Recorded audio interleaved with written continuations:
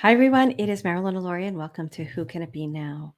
I realize we don't have like a real standard intro for this show. Like, hi, this is the podcast that's going to tell you how to live a multidimensional in a in a world.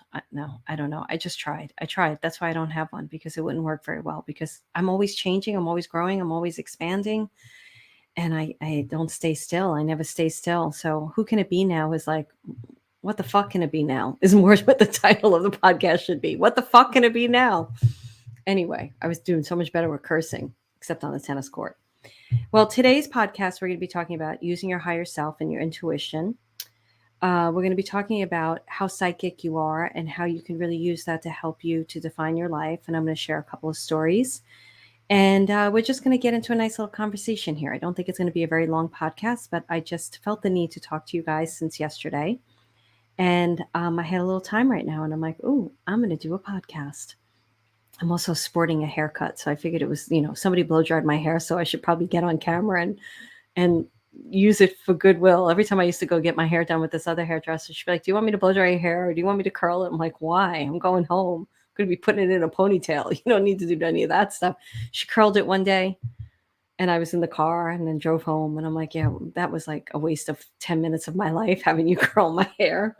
So anyway, it looked pretty. It looked very pretty. Um, so what do I want to talk to you about today? I did tell you that I was going to have talk to you about paranormal things, and I wanted to share more of my own paranormal experiences as they happen. And the reason why I never share them is because they're part of my everyday life. And I'm sure they're part of your everyday life too. And maybe some of you are just opening up to them. And I know when you just start opening up to them, they're really cool. It's like, oh, wow, that was really cool. And so I wanted to share a couple of those. And then I wanted to talk about the importance of being in touch with your higher self and your intuition when you're making decisions. And we'll talk a bit about that and a new workshop that I'm thinking about putting together and asking people the names of the titles. And then we'll see what else wants to come. Oh, yeah. And how you can screw yourself up when you go outside of yourself and ask other people what they think. So I have a couple of stories that hit me the other day. And I was like, I really need to tell that story. First thing is the paranormal experiences. So I am really, really, really psychic, like crazy psychic. And I forget how psychic I am because I just forget. But it's so much so, and you guys may relate to this. I'm not saying this like, look at me. I don't do that. I do it as a frame of reference, right? So I could just be thinking about some random person. My phone's in the other room, and then I go to my phone and there's a text from them, and I hadn't heard from them for a while. So things like that happen to me all the time. And this week, so it's been happening again, and it's really kind of like really cool. And I know why it's happening. So I think it was Wednesday night, I had a dream that my neighbor was having a party and they were having like setting up for this really great party and they didn't invite me. And I was like, why didn't they invite me? And in my dream, I was like, oh, maybe it was because I saw him out in the street and we didn't talk. We looked at each other across the driveways. They're not really driveways, they're carports. And we didn't say anything to each other. So that was the dream I had. So I woke up that morning, did my day, and that night they were having a party. Now I knew nothing about the party. I don't hear anything. I have no idea. But I'm like, there's somebody's having a party outside. And I didn't really get out of my bed because I was reading and doing stuff. And then I was like, oh, I remembered my dream. And I was like, I wonder if they're having a party. And I went outside and they were having a party. And I was like, damn, I'm so freaking psychic. I got to remember this stuff. I got to remember that I'm psychic. And I'll tell you why in a second. So then the other thing that happened is it was yesterday, Monday. And I was thinking, did Camp Canine, which is where I shouldn't really say this name. Okay, Ricky, you're going to have to take that part out. I'll warn you. 4 minutes in, 4:15. Okay. This place that I take my dogs for boarding. I was wondering, and I only took my dogs there once, right? And then unfortunately, things happened with Micah, and I couldn't go back there. And they were really, really nice about it. I called them and I had to cancel because I was getting them used to the place, and I really liked the place. And they were so gracious and nice about it and everything. And I was thinking to myself, I was like, did they send me a card? Because I got a card from, different people, the vet, the therapy vet. And I was like, I don't think so. Why would they send me a card? He was only there once. And then that day, I went to my mailbox. It was a Monday. Went to my mailbox, and guess where I had a card from? The boarding facility. And I'm skeptical, which some of you are like, well, you probably saw that in the mailbox and it was there and then you forgot, those types of people. That's like what my brother would sound like. But no, I looked at it and the postmark was Saturday. So I know that it wasn't there because they mailed it on Saturday. That was the postmark. And I didn't, then Sunday happened and I didn't go in the mailbox until Monday afternoon. So I was like, you got to remember this. And the reason why I have to remember this, and this is why I was making a decision about something and I was thinking about it and like, I can't even remember what the decision was. And I was like, wait a second. I heard my guide say, why don't you just go into your own psychic ability and get the answer? Why do you constantly you don't even have to come into meditation. Now I know I don't have to go into meditation to talk to them, but why don't I just use my own psychic visions to answer this question? And I was like, you know what? You're right. And I do that with a lot of things in my life. I really do. I feel my way into them. Like, I'm not going to go here. I'm not going to friends with this one. I'm not going to go into a partnership with that one. I do it for the most part. But you can't do it 24 hours a day, 7 days a week. Otherwise, I don't know why we'd be on the earth plane because you'd be having psychic experiences. And I got to tell you, sometimes psychic experiences, you'll have a psychic experience or your guides will say, go this way, and you go that way, and it's not the best experience, or you think it's not the best experience. And you're like, why did my guide send me that way? Or I'm not hearing my guides. I must have heard them wrong. But really what's happening is it's the perfect experience for the next setup of what has to happen. So you had to learn something in that moment in order for the next thing, for the growth that you need. So, but it's been really cool. And I'm like, you know what? You're right. So I've been pausing more. Pause is what I need to learn sometimes. And I'll tell you another story. Pause. Ask yourself. Tap in. Use clairvoyancy, which is in your third eye. Use clairaudience in your throat chakra. Use empathic feelings. What does it feel like? Use clairsentience. To me, that's the third chakra. It's in the third chakra, which is intuition for me, clairsentience, sensing. Use claircognizance, which is in a multiple amount of chakras for me. But pause. Or you know what you could do is you could do a clairvoyancy thing and be like, okay, I have to make a decision. You can't be attached to the outcome. That's the biggest thing. I'm teaching detachment and next level living right now because we're doing the quantum field of I don't like the word quantum because I'll tell you why in a second. We're doing I can't remember the title of the class. And I can't remember the title of the class because we're working with words and how words don't matter and words keep us in a linear way. So I'm teaching them multidimensional languaging. So I can't remember the title of the class for some reason. And I realized I just did the meditation for it for them. It's the quantum field of abundance, I think is what it is. I'm going to look it up. But the reason why I can't remember it, because I just did the meditation and I went to name the meditation and I was like, what's the name of this class again? When I started the meditation, I was like, hey, everyone, it is the meditation for, and I was like, wait, what's the name of the class again? And I can't retain it. And I come up with these class names. Nobody else does. I don't have somebody writing the class names for me. So the reason is because our words can get us so confused and so stuck. So I'm going to look it up now just because in real time with all of you, and I don't think hopefully you don't mind. Classes. Oh, your quantum relationship with abundance.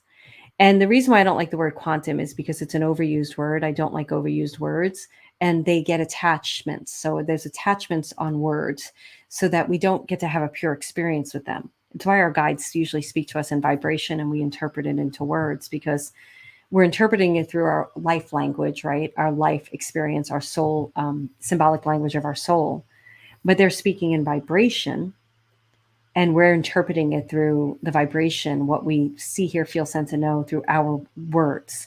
So instead of quantum, I like the field of possibility. So I invite all of you to rename it your own way in whatever it wants. And so we just did this really, really cool meditation where I took them into space, the field of possibilities, but we went through a word and went into the space and went into a symbol and went into the space of our bodies and found the space between the space, which is where all the abundance is a hard word too, right? Because everybody has so much attached to abundance, but where possibilities lay, where things experience solution, greatness, expansion, growth, all these wonderful things are in the space between the space. Because when you go into the space between the space, you're letting go of attachment.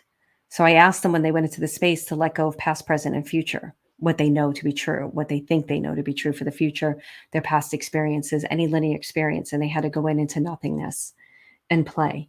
So I invite all of you, but what is the reason of saying that is I really want to teach people to surrender and not be attached. So if you have a question, I'm so glad they brought me back to the original thought, because I was like, where the F did I go?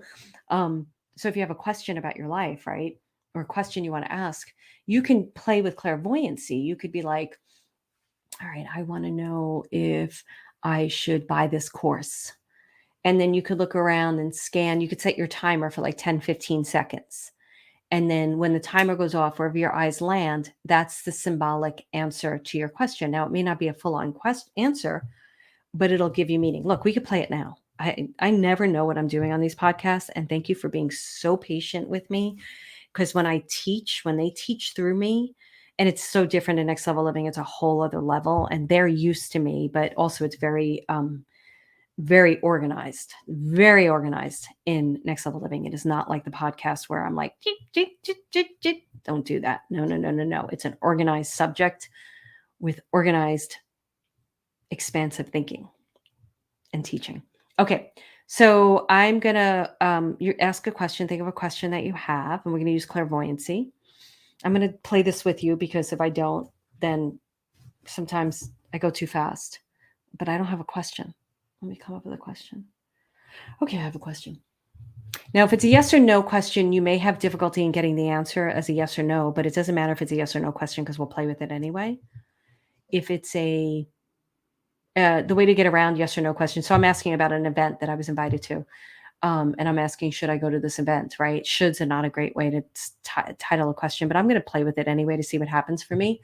But you could say, what do I need to know about going to this event? Or would this event really be of value to me? Will I, and I think any event is a value, even if it sucks, because you learned something about it, probably that you went against your intuition and that you went. So think of a question. Okay, and then scan everything around you. Stop. What symbol did you fall upon? Okay, what is that symbol? Okay, so I'm going to do it real time with you. I fell on my microphone. Where did you get that microphone? Or what is the reason you got that? What is the reason? So if it's something in nature, you want to go to what is a memory of that symbol? That's what I'm basically doing right now. What is the memory of that symbol? So if it's like a leaf, oh, you might have a memory about leaves. Like I have the memory of the willow trees in my grammar school and how much I loved them. And I used to stand under them and I felt safe. So if it's a tissue box, maybe you have a specific memory about a tissue box. We all have memories of something. And if you think like, I don't have a memory about anything, you want to be one of those people, that's fine. Make up a story. Okay. So you may have to pause this and do this on your own because I'm just going to go. So there's not a lot of white noise on the friggin' podcast. So the microphone was a really big moment for me because I was doing webinars. I don't even think I bought it for the podcast, and investing in equipment. And I invest a lot in my business and getting the right microphone. And I already had a microphone and I was trying to get that microphone to work. And I'm always budget conscious, even though I invest a lot in myself, I'm budget conscious. I watch spent money here, and I was like, fuck, I just want to get this other microphone to work. I've got the screen, and I couldn't get it to work because the cord, I probably could have bought a new cord. Who the heck knows? But I also get impatient. I'm like, the heck with this. I'm not going to go looking for a friggin' cord. Just buy another microphone. That's where I go next, right? Because I do spend money. So it was a moment in time for me where I decided to do something that was a value for myself. And I just said, fuck it, I'm buying it. I'm buying the next best thing, buying the next microphone that's better for me. And it's been proved to be a very good microphone. Here, I'll put it on video so you can all see it. It does have a little bit of a phallic shape, so it might not be male friendly. I don't know. Well, who knows these days, right? So I'm not even going to go there because I'll be politically incorrect, and I don't want to do that. I don't have enough knowledge to say the right things. So anyway, so the memory of that. So what would that be saying about my question? Well, it could be saying that this might be a great opportunity for me. It might be something that going there would open up doors and I would meet people and create relationships and stuff like that. So the next thing you want to ask yourself is, do you like the item? How does it make you feel? Does it make you feel good? Does it make you feel happy, or does it make you feel sad? So you want to ask that next question. So you could pause now and ask yourself that question. Does it make me feel good? No, I actually need another mic. I need one that I don't constantly hit the desk and make that horrible sound. I need one that floats in the air, but it's not, this isn't even about money. This is about, it's number 103 on the priority list of my business right now. That's what it's about. It's that I keep forgetting, or that I have to buy something else. So that's the reason why. So how do I feel about it? I feel like, oh, it's work. It's work. So what is that telling me? Well, the honest truth is, traveling to this retreat, I may go, but it could be work. And that's the reason why I'm not going. That's the hesitation, because I've got my personal retreat that I'm doing the last week in October. And I'm not a big, great traveler. And this would be like 5 days after that. And knowing my personality and how I do things and the way I care about my animals, I don't know that I'd want to turn around and travel that soon. So it would be work. It might be work. So it may not be worth it. So what else would you want to ask yourself about it? What is the actual representation of the symbol? So what I mean by that is, what do microphones do? What do leaves do? What do leaves do for trees? I don't even know. You'd have to Google it. Don't they add like air and something to the tree? What do tissue boxes do? What do water containers do? What do butterflies do? So you could Google it actually and ask, like, find out what does it do. So what do microphones do? Microphones, well, to be honest with you, I get to stay in the comfort of my own home and reach all of you. So I know what it's telling me, and I'm going to tell you in a second. So microphones are great because they allow me to do this podcast. I can do webinars. Clients that can't hear, the microphone on the computer isn't as great as the microphone when it's attached. So it allows me to clearly communicate my message. If this microphone was to sing me a song, so this is your next question. If the symbol was to sing you a song, what would it sing to you right now? So I'm going to get quiet and listen, so you can get quiet and listen. Okay. Mine's saying I'm a little teapot. I'm a little teapot. I hope you're finding the comedy in all of this. Riggs, I am a little teapot. So I need to look at the lyrics. Give me the lyrics. I'm a little teapot, short and stout. Here's my handle, here's my sprout. When the water's boiling, hear me shout. Tip me over, pour me out. I know what this is telling me. I'm a little teapot, short and stout. Here's my handle, here's my spout. I can change my handle or my sprout. Spout, tip me over, pour me out. I'll say that slower because it's important. I can change my handle or my spout. Tip me over, pour me out. I'm a little snowman. Where'd the snowman come from? I don't remember any of this. Short and fat. Here's my broomstick. Here's my hat. When the jolly sunshine comes to stay, then I slowly melt away. Now, maybe I was supposed to find those specific, because I don't know if those are the lyrics. I can't pause this. I did this on StreamYard. So normally if it was on Zoom, I would pause it. Oh no, that's a different song. So you don't want to take I'm a little teapot lyrics. You don't want to take anything for granted, right? Because that came up for a reason. So here I found the actual lyrics. So this is very important to me. So if you Google the lyrics, right, and that just happened, it said, I'm a little snowman, short and fat. Here's my broomstick. Here's my hat. When the jolly sunshine comes to stay, then I slowly melt away. I'm going to tell you what this all means for the reading for me. I don't take that for granted that that's the one I came upon, because I had difficulty pulling up one. So then I go to the actual lyric. I found it, and it actually ends with, I'm very special pot. This is true. Here's an example of what I can do. I can change my handle and my spout, tip me over and pour me out. And I know what this is telling me. Part of my hesitation for going to this event, I love the person who's running it. I think he's a great person. But I don't necessarily like the people he attracts. I find them, and I've been in masterminds with these people, I find them, they're a little bit competitive, not very nice. It's a different type of world. I actually did a short little reel yesterday. I've been writing a post. If you want to follow me or friend me on my personal Facebook page, come over there. And I don't accept all friend requests, but I'm doing a lot on my personal Facebook page. And I did a reel yesterday. I didn't put it up yet but I did a post about the in-between. I think I put it on my Instagram page too. And where are the people that fall in between? And trust me, you're going to understand the reading in a second. So